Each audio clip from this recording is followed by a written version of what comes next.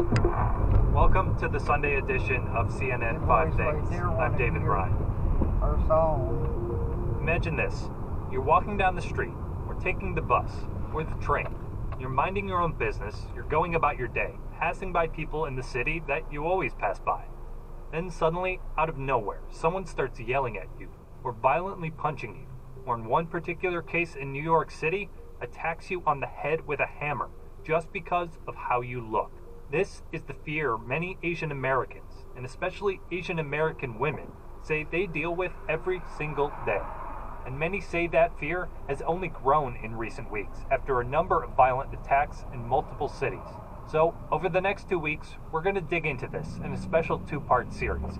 We're going to look at what's sparking these incidents, how they are igniting a conversation around public safety, and examine why they are so rarely labeled as a hate crime. We're going to kick things off this week with CNN's Natasha Chen. She's a national correspondent for us based in Los Angeles. Hi, Natasha. Hi.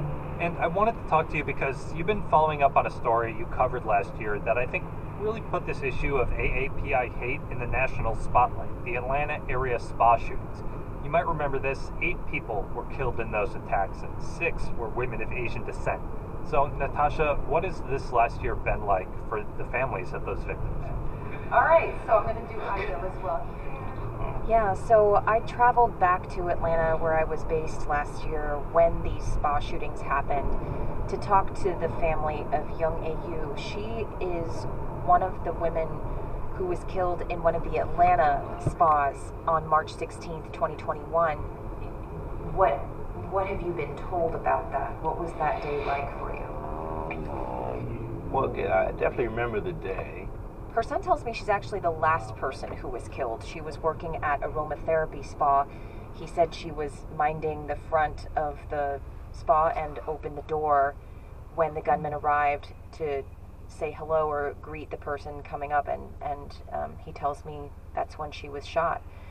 I'm learning all of this about her through her son, Robert Peterson, who's now actually living in the Norcross, Georgia house that she used to live in. Upon her death, she